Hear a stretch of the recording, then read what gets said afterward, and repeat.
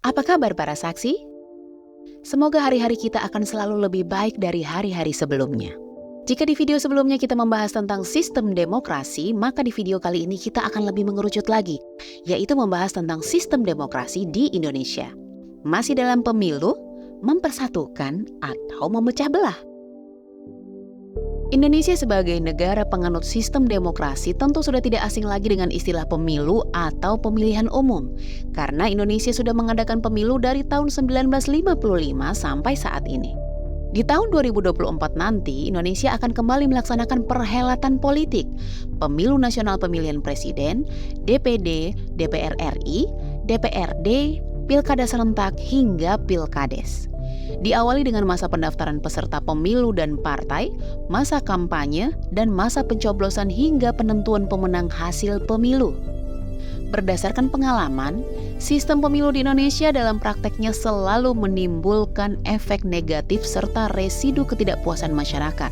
Menteri Dalam Negeri Tito Karnavian mengatakan, pemilihan umum atau pemilu termasuk pemilihan kepala daerah atau pilkada rawan menimbulkan konflik. Meskipun pemilu merupakan bagian dari demokrasi, efek negatifnya tetap ada. Memang election, baik pemilu maupun pilkada memberikan kebebasan kepada rakyat untuk memilih, dan itulah demokrasi. Tetapi dalam konteks ilmu security, setiap perbedaan itu mengandung potensi konflik. Demikian penjelasan Mendagri Tito Karnavian dalam sebuah diskusi virtual. Efek negatif yang dimaksud misalnya terjadi pembelahan masyarakat. Pembelahan itu terlihat jelas saat pelaksanaan pilkada di berbagai daerah. Pembelahan masyarakat juga dapat menyebabkan terjadinya konflik kekerasan atau perpecahan dan pertikaian. Tidak hanya itu, biaya pemilu yang tinggi juga menjadikan peserta menggunakan cara apapun untuk menang.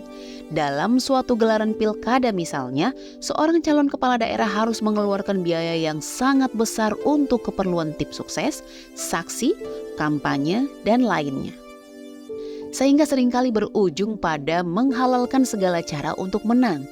Belum lagi jika kandidat tersebut memenangkan pilkada dan ditetapkan sebagai kepala daerah, kemudian gaji yang didapatkan tak sebanding dengan biaya yang dikeluarkan, maka hal inilah yang menjadi akar korupsi.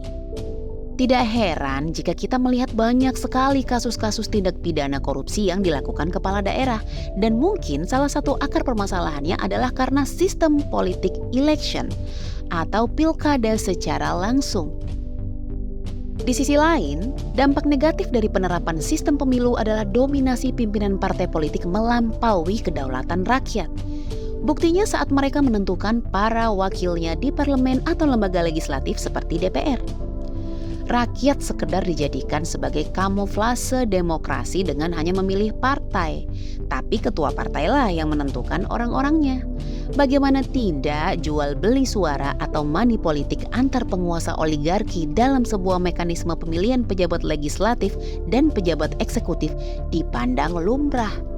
Hal ini dilakukan demi menghimpun suara dan mengakomodasi kepentingan elit politik yang mustahil menang 50% plus 1 dalam sistem multipartai.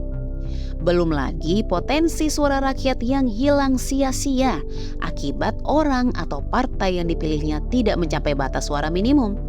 Artinya, semua produk kebijakan legislatif maupun eksekutif tidak sepenuhnya mewakili suara rakyat.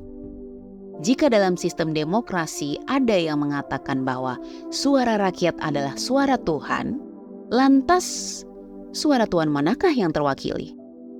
Komen di bawah ya.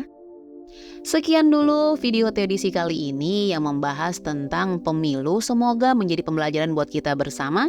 Jadilah saksi untuk perubahan dunia menuju kehidupan yang damai sejahtera. Sampai jumpa.